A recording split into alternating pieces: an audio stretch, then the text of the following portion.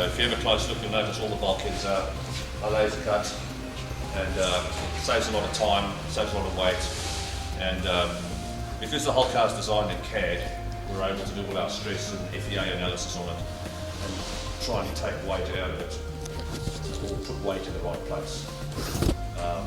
So we've got two different frames. We've got your standard frame with the outboard front suspension, so just your standard front shock on the outside.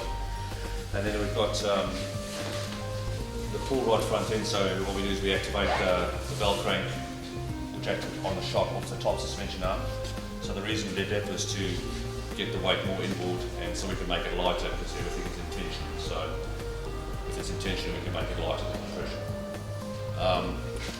In the rear of the car, we changed it quite a lot. We went to our own design on the rear hub carrier, which is an aluminium hub carrier, and we knocked 9 kg off the back of the car, which is obviously unsprung weight towards the rear wheels.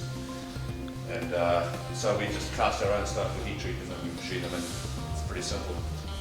We moved towards the Subaru diff from the standard kind of Sierra stuff that most guys used to use.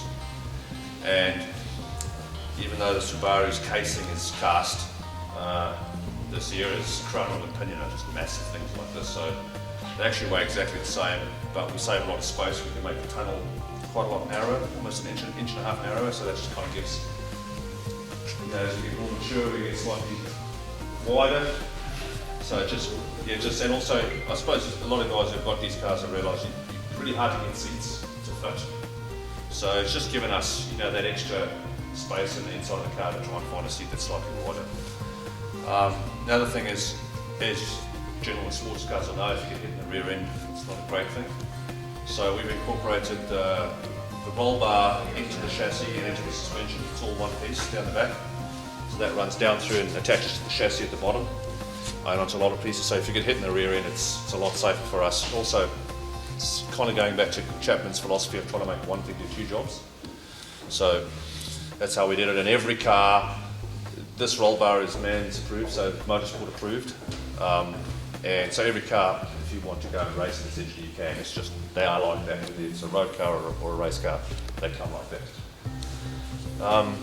That's really about it, mate. I don't think there's anything else fancy. I think it's just a big car with four wheels. And this one over here is particularly quick. We're looking at around 300 horsepower more aspirated out of that Honda engine. And we've had one on the road that wasn't quite a Evidence car. Where I was Evidence car over there, which was a sort of striker body on it. You know, high aerodynamic, these things are.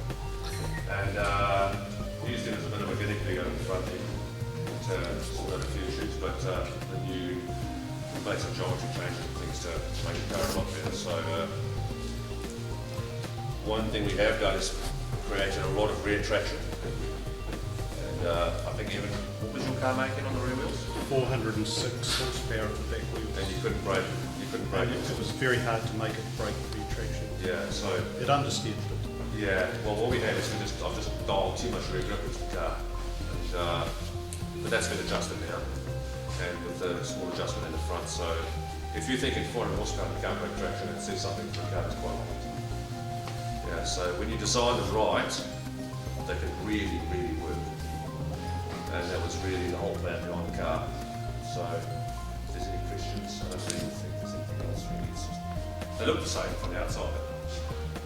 So if there's any questions, feel free to ask. I'm just going to